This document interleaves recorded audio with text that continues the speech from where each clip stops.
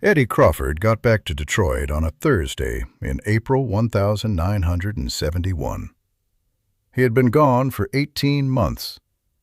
By Friday evening, he was sitting in a bar on Woodward Avenue when the jukebox played something that made him put down his beer and just listen. He had heard Marvin Gaye before, everyone had. But this was different.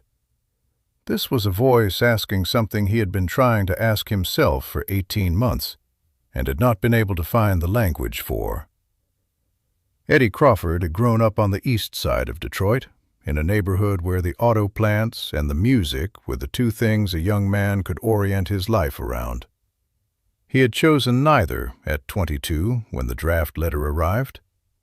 He had chosen what the letter required him to choose, which was a flight to Fort Benning, and then a longer flight to a country he had to find on a map. Vietnam in 1969 and 1970 was a specific kind of experience that Eddie found, upon returning, he could not describe to anyone who had not been there. Not because the events were unspeakable in the literal sense. He had the language for what had happened. He could assemble the words into sentences. But because the sentences, when assembled, produced a reaction in the listener that was not the reaction of understanding. People looked at him with something that was trying to be empathy and was actually discomfort. They asked questions whose answers they did not actually want. They told him he was brave, which was the most useless thing they could have said, because bravery had nothing to do with why he was there, or what he had done, or what he had come back carrying. His mother had prepared a room. His sister had cooked a meal. His friends, the ones who had not been drafted, had gathered at a bar and bought the first round and tried to act as if 18 months was the kind of gap that you crossed by buying a beer. Eddie had sat with them and drunk the beer and said the things that fit the occasion, and driven home at midnight feeling like he was looking at his own life through glass, present in it, capable of performing its requirements, but separated from it by something he could not name. The bar on Woodward Avenue was not the bar where his friends had gathered. It was a different bar, smaller, where he had gone to be somewhere that did not require him to be Eddie Crawford returning from Vietnam. He had been sitting with a beer for 40 minutes, not thinking about anything in particular, when the jukebox changed. What came out of the jukebox was, "What's Going On?" He did not know the title. He did not know it had been released that week, that the record was so new the bartender had only just put it in the machine.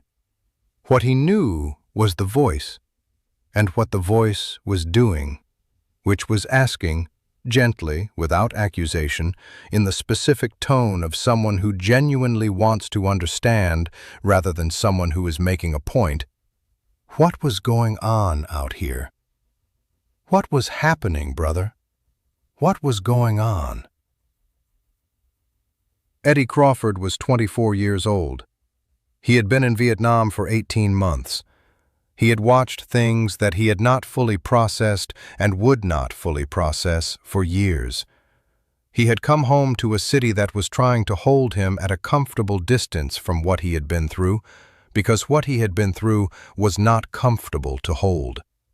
And here was a voice on a jukebox asking, not performing concern, not performing outrage, simply asking, what was going on with the world? What was going on with the children? What was going on out here? He stayed for the length of the song. He asked the bartender what it was. The bartender told him. He drove to a record store the next day and bought the album. He took it home and played it in his room alone, all the way through, and then played the first side again. What the album gave him was not resolution. It did not explain what he had seen. It did not make the transition from there to here any less disorienting. What it did was acknowledge, in the most direct and gentle terms he had yet encountered, that the world he had come back to was not functioning correctly, and that the people in it were not required to pretend otherwise. It said, "Something is wrong." It said, "You are not wrong to feel that it is wrong." It said this without anger, without self-righteousness, in a voice that sounded like it was speaking from inside the problem rather than from above it. Eddie did not know, when he bought the album, that it had been made partly from the letters of a man who had served in Vietnam. He did not know that Marvin Gaye's brother Frankie had written home from the same war that Eddie had just come back from, describing the same disorientation, the same violence, the same sense of a world that had sent its young men somewhere and then could not fully receive them back. He did not know any of this. He simply heard a record that understood what the year had been. The record stayed with him. He carried it through the years that followed, through the factory work, the marriage, the children, the specific arc of a Detroit life in the 1,970 seconds and 1,980 seconds. He bought a new copy when the first wore out. He played it for his son when his son was old enough to ask what the old records on the shelf were. He said, "This one is important." His son asked why. Eddie thought about it for a moment. Then he said, "Because when I needed someone to tell me that it was okay to not be okay, this was the voice that did it." He heard about Marvin Gaye's death on the radio in April 1984. He was 37 by then, his son was 6. The factory was still running, though the signs were not good. He sat in his car in the parking lot for a few minutes after the report ended, not doing anything in particular. Then he drove home. The album was still on the shelf, still playable, still asking the same questions it had been asking on a Thursday evening in April 1971 on a jukebox on Woodward Avenue, when a 24-year-old man just back from somewhere he could not describe put down his beer and just listened. He never met Marvin Gaye. He never wrote a letter.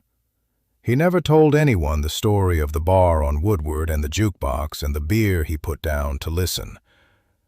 Some things do not require a witness to be real. Some voices find the right person at the right moment without knowing they are doing it.